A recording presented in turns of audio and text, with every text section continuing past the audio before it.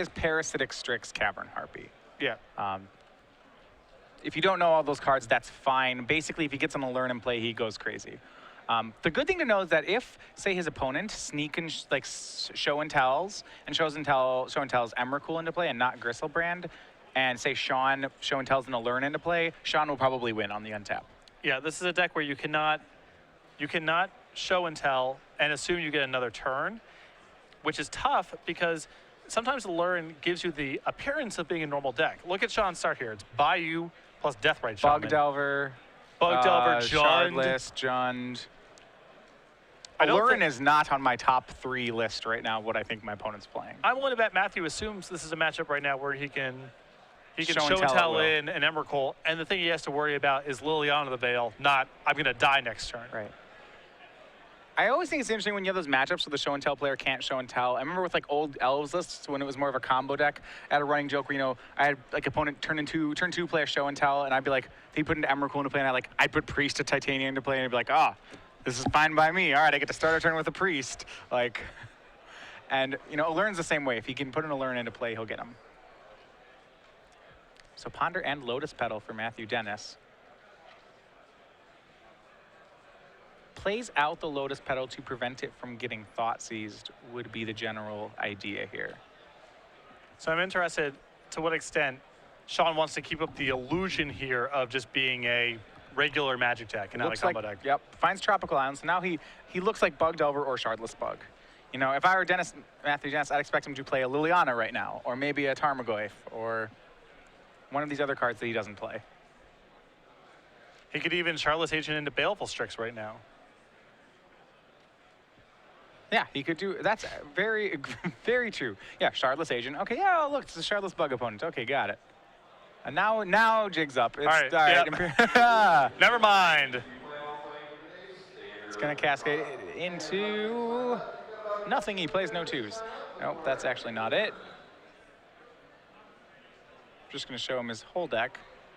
Yeah, just as you said, Shardless Agent and Baleful Strix. If he hadn't had to reveal all those cards. The Intuition and the Imperial Recruiter have given up the ruse here, but right, held up appearances for a little while.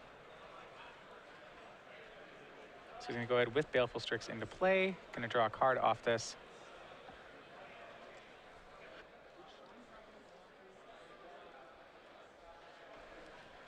So pretty good opening here, and Sean right now is threatening a turn 3 kill. He has an Allurin in play? In hand? I don't know if he has in hand, but this board is capable of going as early as next turn. Definitely true. Now Matthew Dennis has to decide how he wants to play this. He does have a sneak attack in his hand, but then he has some control elements. It looks like he has Spell Pierce among others in his hand. So, and this is like where Allurin can put the bind on players. Matthew Dennis wants to keep up Spell Pierce for a possible Allurin, but he's actually going to take a reasonable amount of damage just from creatures turning sideways. And he's got good things. What he has a City of Traders, another land, a sneak attack, a Gristlebrand, and 2 Spell Pierces. So Matthew Dennis's hand's pretty full.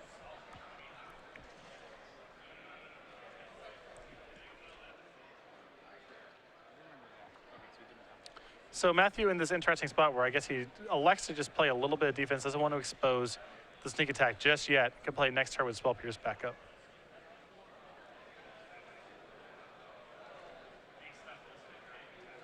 And fetch land here. See what he can do here. He's going to play another Deathrite Shaman. This is kind of an interesting deck for Sean to be playing. Stylistically, he's a player local to the upper Midwest. He's pretty much a Thoughtseize player in every format, kind of like a rock player. So this is like, I would say, like, as far as the combo side of things that you'd ever see him get. I mean, this is still a deck with three Thoughtseizes in the deck. Still a Thoughtseize deck at sometimes. Cabal Therapy. Right. The kind of person I don't like playing against, because usually Thoughtseize is really good against anything I'm doing. Sure.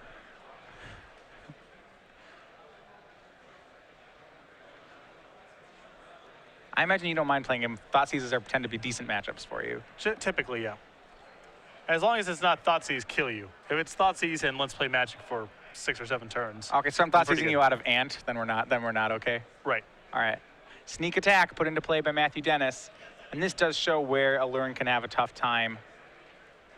could put Gristlebrand into play this turn, or he could just wait. With 2 Spell Pierces, I don't know if he has to go for this immediately. Looks like he's going to activate Sneak Attack, putting Gristlebrand into play. I like going for it here in part because Sean has a Baleful Strix in play. And so if you play Sneak Attack and say go, maybe Sean holds back the Baleful Strix next turn and you lose out on a draw 7 off the Gristlebrand. Yeah, he'd ideally like to draw into Emrakul here. And then, because then next turn, if he has to trade Emrakul with Baleful Strix, that's fine. If nothing else, it's worth looking at 7 cards right now. This perhaps was a little greedy on Sean's side to swing with Baleful Strix. Yeah. And I think he's getting punished for making that play right now. Matthew Dennis is going to immediately draw 7. To be fair, if Matthew Dennis here draws a Lotus Petal to go with these Emrakuls, it's just not going to matter. Draw 7. Goes down to 8. I wouldn't be... Well, the question is, can he draw 7 more and try to hit that Lotus Petal? Well, is he going to die on the way back? It does not look like it. No, I mean, does he have to worry about Sneak Attack getting blown up? I don't believe so.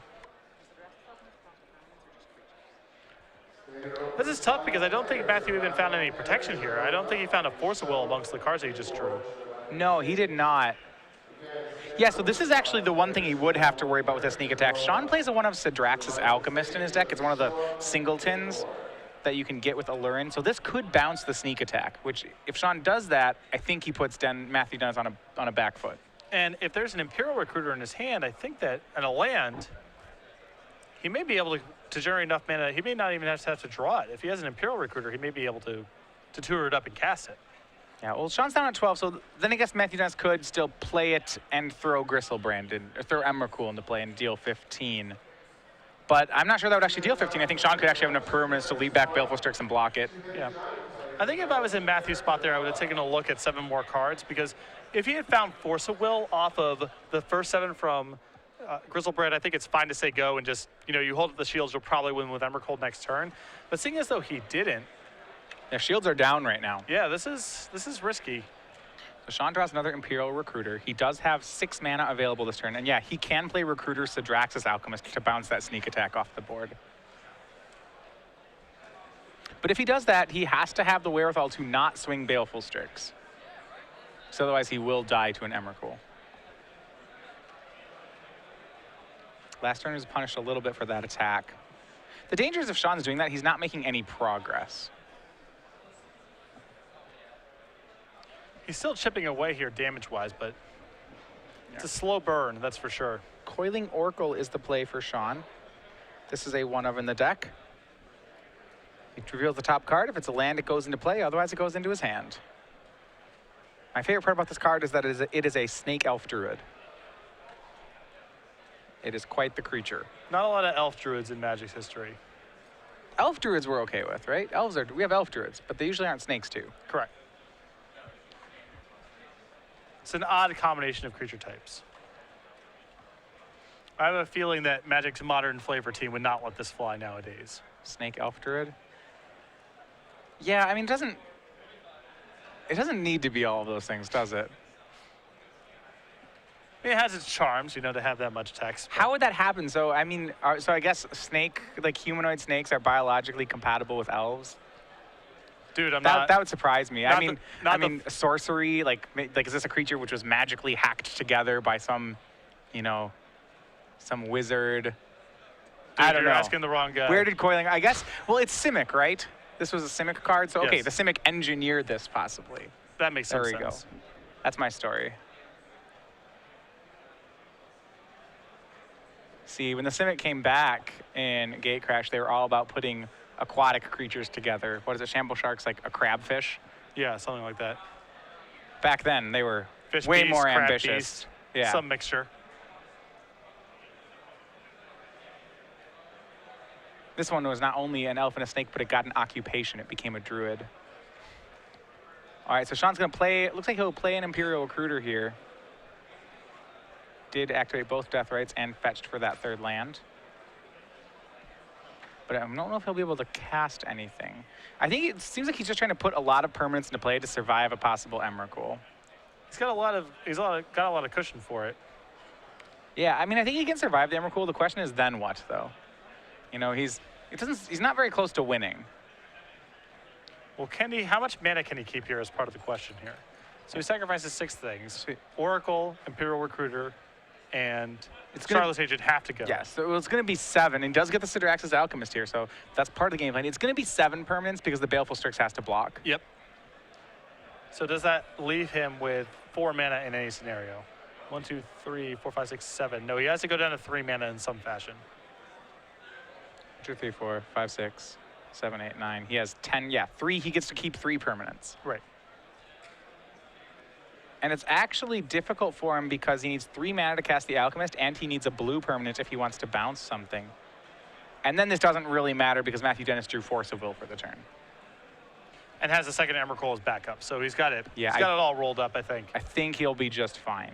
Without that Force of Will, we had an interesting save, but I still wasn't sure how Sean was getting to win from this spot. I got how he was not dying for a while. I mean, sacking 7 permanents is pretty rough no matter how you slice it.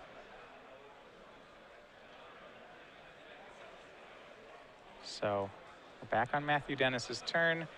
He's going to make 2 colorless here before he drops his land. I'm not sure what he does with colorless mana. Yeah, his hand looks like all blue cantrips and Emrakuls, which he's not Right. quite ready to cast. A little short on mana for those. I guess it is technically correct to float 2 colorless regardless of what you're doing because it is free.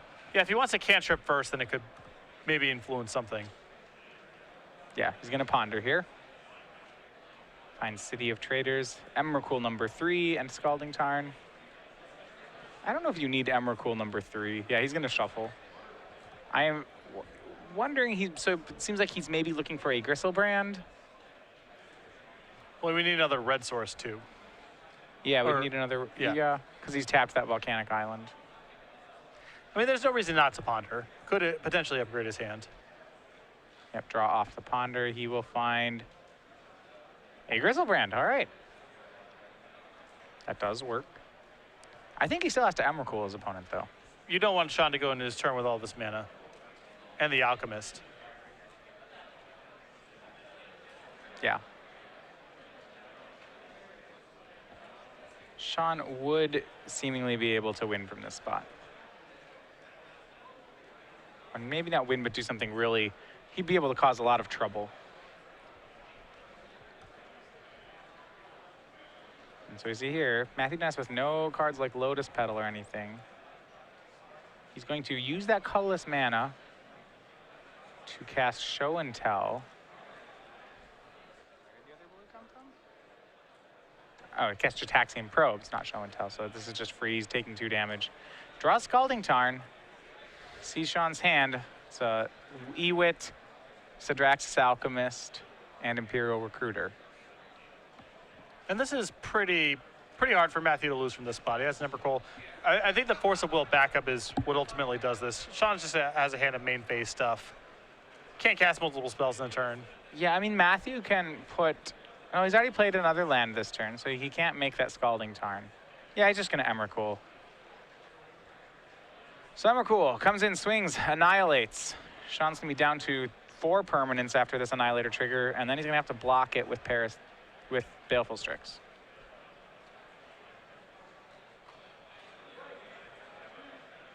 Sean's got to know it's pretty unlikely he's going to survive through this. This is a tough matchup for him.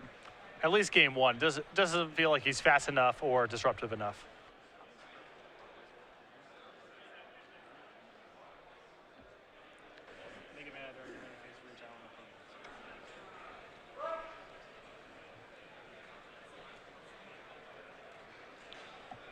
So yeah, Sean, I mean, he's trying to figure out, I guess, what's better amongst the Deathrite Shamans or the lands here to keep, or some mixture of the two.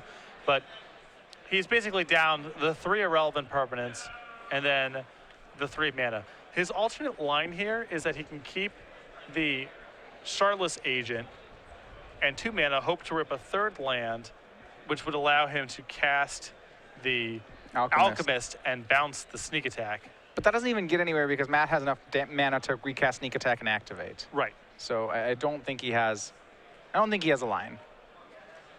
So make that play. Blocks it with Strix, leaves Deathrite Bayou. And Sean just has to hope. I mean, the fact that Matthew still has Force of Will blue card in his hand really just nails it. That's the lock. Yeah. Yeah, he has that. He has an Emrakul next turn. And a Griselbrand. He has it all over again next turn.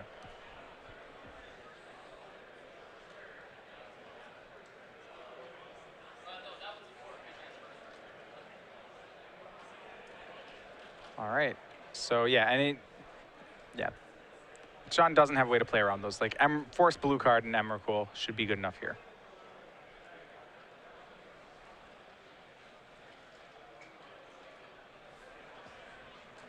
All right. So Matthew, I think now just saying, do your worst.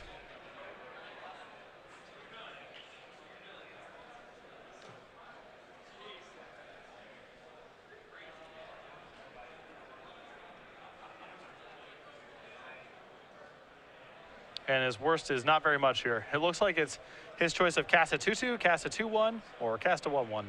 all of them cost 3 mana.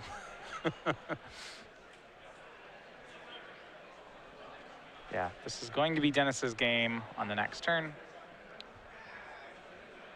Though I suppose if Sean had drawn Cabal Therapy this turn, he would have had some sort of shot. That would have given him some Yeah, game. yeah, he'd have it. Well, It would still be bad. it's But really bad, but he'd have a chance. Yeah, he does play 4 Cabal Therapy, so there is that. Yeah, as far as combo decks go, this is not one of the fast ones. Alurin is only it's only a semi-combo deck, really. It's more of a disruptive creature deck. well, it very rarely wins through the damage. I mean, that's a very that's Right. an explicitly backup plan that this deck goes to. Okay, so yeah, it has right. It's hard to characterize. You know, it's not really like, it's not fast, and it's not trying to it's trying to disrupt its way to a victory in a lot of situations.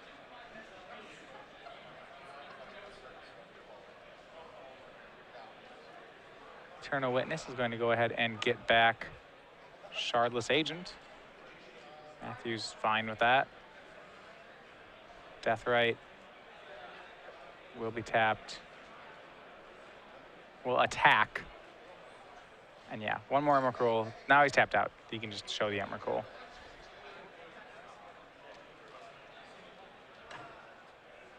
And he's gonna show them both, Emrakul and Griselbrand. All right, and then we're on to game 2. The tag team. Pretty fast game overall, and really demonstrates the issues that Alurin has in this matchup. Yeah, I mean, I'm still of the opinion that when you talk about like what's the best combo deck in Legacy, like it's probably still Sneak and Show. To me, it's so powerful as to what it's doing. The tough part is Death and Taxes is so popular now at this point. Your Right. matchup there is pretty poor. That to me is the biggest strike against Sneak and Show. Yeah, it really has fallen off, I would say, in the last couple months. We don't see nearly as much Sneak and Show as we used to. And a lot of that does have to do with with decks like Death and Taxes. But that said, as far as like just straight power level, this Sneak and Show it's real fast, and it gets to play offensive and defensive counter magic. It has a very good recipe of speed and consistency. There are some holes in the game plan. There's some random cards that can sneak through, or random cards that create trouble for it, like Caracas or Ensnaring Bridge. You pay some costs in other ways, but it is a very powerful deck. All right. So looking at Sean's sideboard, he does have more weapons postboard, and he really turns into the control deck here and embraces that more. So in the main deck, he had 4 therapies and 3 thought seizes. He gets to bring in a 4th thought seize here, so he can have the full 8 discard, maybe more with therapy. And he does have 4 Force of Wills in his board. That's pretty much a nod to the fact that there are some people doing things more unfair than what he is doing. Other cards in his deck, he does have 1 Reclamation Sage. He could get that if he wants a way to blow up the sneak attack, which I imagine the Reclamation Sage is better than some of his other one-ofs. It seems to me to be better than Sidrax's Alchemist right now. Or Coiling Oracle or some. There's a lot of cards in this deck that are more about their backups in case things go wrong. Eternal Witness kind of plays that role. Although drawing a random witness in the game is fine, and maybe he wants all his witnesses when he has 8 discard spells. But the deck that he has right now is not pure engine. There's a lot of flex spots, value creatures, or things that are for backup plans in case Cavern Harpy can't be put into play or something along those Coiling lines. Oracle's like the 5th Baleful Strix of the deck right now, and I imagine he may keep that. It kind of ramps, it sacks really nicely to Cabal Therapy, but you're right, there are some one-ups he really does not need here. Other things in his deck, sideboard, I don't see him particularly using. The other cards he has are Toxic Deluge, Carpet of Flowers, and Abrupt Decay. I don't really like any of those in the matchup. No, I don't think he's going to go to those. But yeah, I agree. The Force of Wills, the Thoughtseize, and the Reclamation Sage all seem like big upgrades. On Dennis's side, 3 Blood Moon, 3 Through the Breach, a Grafdigger's Cage, 2 Swan Song, a Shattering Spree, 3 copies of Pyroclasm, an Echoing Truth, and a Beseju, who shelters all. Well, Sean is playing a deck that's pretty weak to Pyroclasm, and Matthew Dennis has 3 of them. While that's not entirely the game plan he wants to go on, it's not like he's playing against a beat-down deck. I think there's just too much value in Pyroclasm to not play it, and so I'd imagine he'll board those 3 in. It's tough. I think he's going to bring it in just because it's hard to say no. I think underneath the surface, though, it's not the best card for the matchup. Exactly. Pyroclasm is good against Deathrite Shaman naturally, but the rest of the deck they're non-essential components. Sean can just win with Alurin and Imperial Recruiter, even if he gets his board Pyroclasm away the previous turn. So well, all of them are 1/1. Like all his creatures are just like low power toughness guys with come into play abilities. It's like how many Elvish Visionaries before you want to Pyroclasm them? And I guess it's like 4, I guess. Well, a lot of the cards in Sean's deck are just about junking up the board. It's not even Baleful Strix and Starless Agent. They don't even really do anything. They're sort of about just getting some stuff into play and doing something with your mana while you're trying to set up. So those things getting hit by a Pyroclasm is pretty close to irrelevant. So maybe the Pyroclasms come in if Matthew has some flex slots here that he feels are non-essential pieces, but I might, quite honestly, just present the same 60 cards. Yeah, I'm not totally opposed to that. Maybe the Blood Moons are good enough, but if Sean opens up with, he has some basics, and he does have some copies of basics, and he does have some, Deathrite Shaman, so it's not a guarantee that Blood Moon's going to do anything. Yeah, there is one weapon they actually can use. Grafdigger's Cage creatures cannot, it stops you from creatures entering the battlefield from libraries? Yeah, so that doesn't stop Imperial Recruiter. No, it doesn't stop Imperial Recruiter. Okay, no, you're absolutely right. That doesn't, yeah, there's nothing, it's close, but it's not there. Yeah. Yeah, if I'm in Matthew's seat and I know exactly what Sean's playing, I believe I'm presenting the same 60 cards. Yeah, I think there may be some value to bringing in 3 Pyroclasm. Spell Pierce is weak here, but I guess no, I like the same cards. You're right. Spell Pierce is a little on the weak side, but you're an opponent with Intuition and Alurin in their deck. Yeah, it's fine. It's good enough there. I'd even be okay Spell Piercing a Thoughtseize. Oh, for sure. Just nothing in the sideboard here is that attractive. Yeah, and that's one thing when you play a deck like Sneak and Show, I think in the abstract you're powerful enough that when there are some matchups where you simply don't have any board cards for them because your game 1 deck, like they don't hurt it enough for you to merit you playing anything on the board for them. Correct. And the decks, Sneak and Show often gets these hands that are missing a piece because, you have something to cheat to play but not the enabler, or the enabler and the thing to cheat to play and not the mana or something. So bringing in these sideboard cards that aren't cantrips and aren't part of your engine are a big cost in my mind. So it's not just, are these cards good against my opponent theoretically, but are they better? Are they good enough that they allow me that I should get away from my core synergies, my core engine? And I think Sean's deck doesn't really present anything that warrants that kind of response. All right, so now we are going to start game 2. Sean's on the play, and we get a Thoughtseize turn 1. And the hand we see here is 3 lands, 3 lands, Gristlebrand, Through the Breach, and a couple others. So this is the type of hands that Sneak and Show gets all the time, where even through a Thoughtseize here, even if the Through the Breach gets selected, he's just a top deck away from being able to reset it with a Show and Tell. And this is the cost of bringing in things like Pyroclasm. Imagine one of these pieces right now is a Pyroclasm. This Thoughtseize, it magnifies the power of the Thoughtseize in that scenario. Yeah, the other artifact there is a Lotus Petals, so I don't think he'll be taking that. There's some redundancy on the sneak attack effects, so he may just take the monster. He's going to go for through the breach. Well, There's, there's two monsters, so he Yeah. has Emrakul and Gristlebrand. He took the way to get them into play. And, well, it's always fun when your opponent draws the card you thought seized. Perfect. And Matthew Dennis plays Island Go. Right now, he is primed for a turn 3 kill. Or not kill, but turn 3 really mess stuff up. Turn 3 through the breach. Pretty close to a kill. Yeah. Sean makes a second land, no other plays, passes the turn.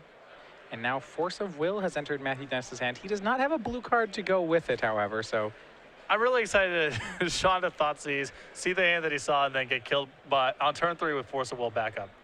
So your draw steps were through the breach. Force of Will, blue card? All right, sure. That's going to be really fun. All right, third land from Sean. And he's going to go with a Brainstorm here. He has 2 fetches up. Looks like Sean has a pair of Force of Wills here, too. He draws Cabal Therapy. Another Cabal land. therapies. Yeah, two therapies in the land. Now we got something going because he's got the Well, now he information can on what's in just the hand. Take everything. Well, he knows he can hit on his first therapy, and once you hit on one therapy, then you hit on the next ones. Yeah, he can lead off by naming one of the big creatures that he knows he's going to hit, and then the second one will likely name through the breach, and then Matthew is in a fair bit of trouble. Well, not to mention that when Sean plays creatures, he's going to flash back the therapies again. Oh, he's going to go to work on Matthew's hand now.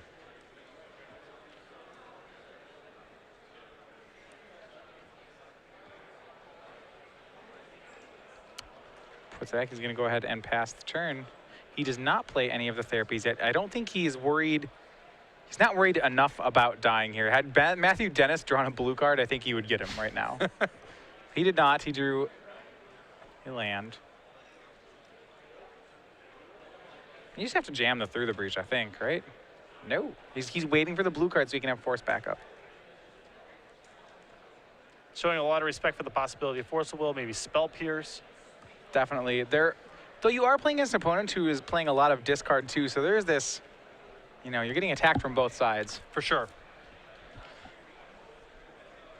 Well, I guess Matthew feels in that spot. It's really unlikely that it's good, that his through the breach is good there. And if he draws a blue card, his odds go up so high that it's worth the wait. Yeah, that said, we know that there's a pair of therapies, or at least a therapy in Sean's hand. I believe he kept one of the 2 therapies. No, he kept 0. He kept 0 of them. Wow, all right. And he's turned into a total control deck here.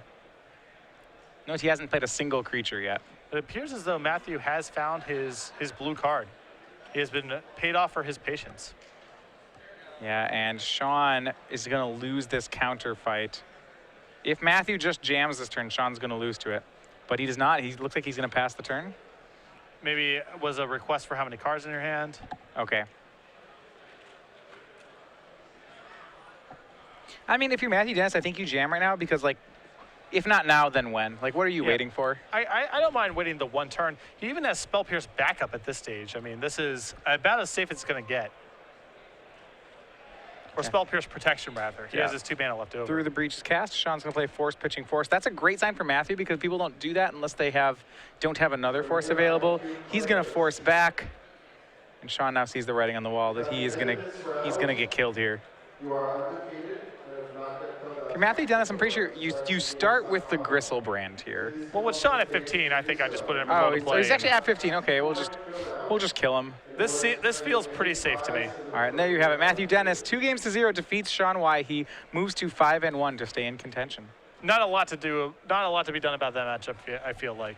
Well, I think game 2, there were some plays he had both games. Game 1, he took some free damage off that Gristlebrand when he could have left back a Baleful Strix. That game still seemed pretty out of reach. Game 2, he could have just ripped apart Matthew's hand. He could have gone for that strategy.